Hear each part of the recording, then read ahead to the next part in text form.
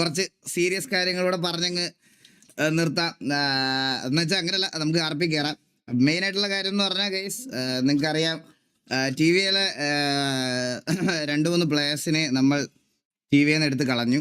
അപ്പോൾ അത് നിങ്ങളോട് പറയേണ്ട കാര്യം പറയണം എന്ന് തോന്നി, അത് പറയണം. കാരണം നാളെ ഓരോ ഗ്യാങ്ങിലിരിക്കുന്ന ഓരോരുത്തന്മാരുടെ വായിൽ നിന്ന് കേട്ട് നമ്മുടെ പ്ലേയേഴ്സിനെയും കൂടെ അഫക്റ്റ് ചെയ്യുന്ന രീതിയിൽ അത് കൊണ്ടുപോകാൻ എനിക്ക് താല്പര്യമില്ല. അതുകൊണ്ട് പറയുകയാണ്. മെയിനായിട്ട് ആദ്യം ഇവൻ്റെ കാര്യം പറയാം. വില്ലിയുടെ കാര്യം ആദ്യം പറഞ്ഞു തുടങ്ങാം.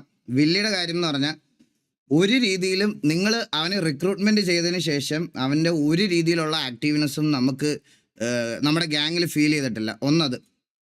രണ്ടാമത്തെ കാര്യം, നമ്മുടെ ഗ്യാങ്ങുമായിട്ട് ഒരാളുമായിട്ടും ഈ പറയണത് പോലെ ഡിസ്കോഡിൽ വന്നിരുന്ന് സംസാരിക്കാനും ടൈം സ്പെൻഡ് ചെയ്യാനും ഒന്നും അവന് ടൈമില്ല.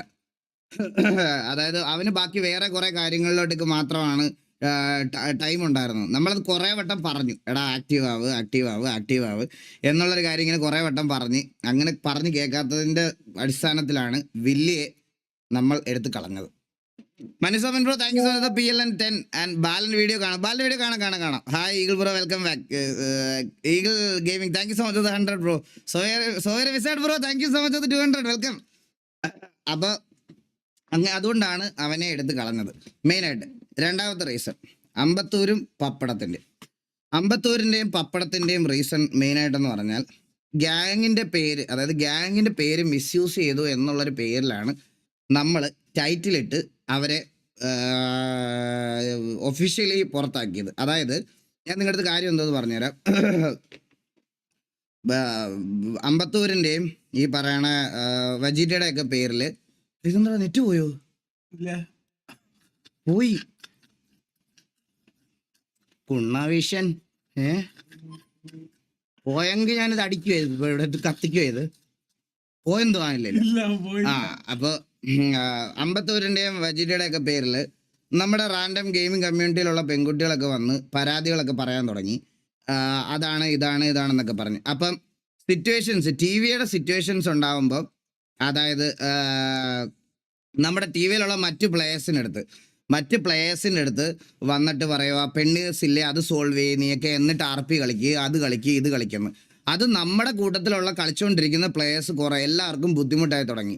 ഇൻക്ലൂഡിങ് ഇപ്പോൾ പറയാനാണെങ്കിൽ, ഞാൻ ആക്റ്റീവ് അല്ലാത്തതുകൊണ്ട് നമ്മുടെ ഗ്യാങ് നോക്കിക്കൊണ്ടിരുന്നത് കോലീഡേഴ്സാണ്. കോലീഡേഴ്സിന് എല്ലാവർക്കും ഈ പറയണത് പോലെ ഇങ്ങനൊരു സിറ്റുവേഷൻ ഫേസ് ചെയ്യേണ്ട ഒരു അവസ്ഥ വന്നു. അപ്പം നമ്മുടെ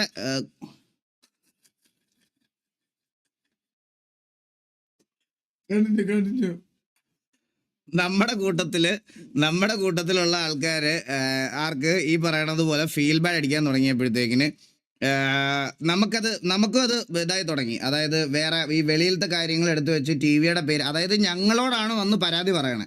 അതായത് എന്നോടും സരക്കിനോടും ഒക്കെയാണ് വന്ന് പരാതി പറഞ്ഞുകൊണ്ടിരിക്കുന്നത്.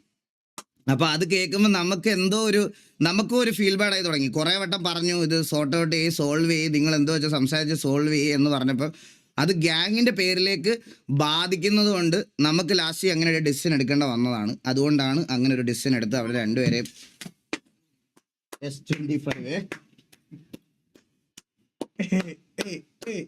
ഡിസ്പ്ലേ പൊട്ടി.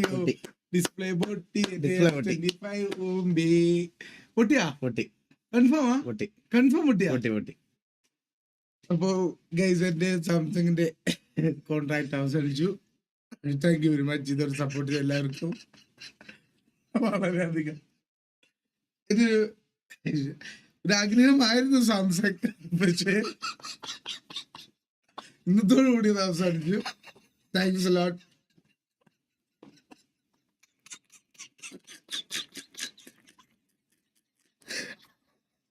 അത് കഴിഞ്ഞു. 5 മിനിറ്റ് മുമ്പേ സംഭവിച്ചത്. പോയി കണ്ടോട്ടെ, ഞാനത് കണ്ടോട്ടെ.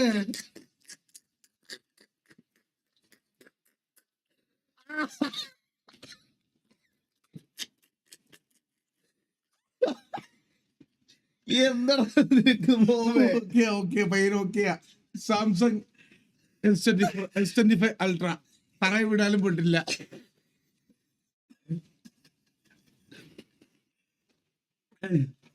എന്താമോ, ഞാൻ ഇനി സാംസങ്ങിനെ പറ്റി ഒന്നും പറയത്തില്ല കേട്ടാ. ഞാൻ സത്യമായിട്ട് പറയാം, ഞാൻ സാംസങ്ങിനെ പറ്റി മോശമായിട്ട് ഒരു വാക്കുപോലും ഇനി പറയത്തില്ല.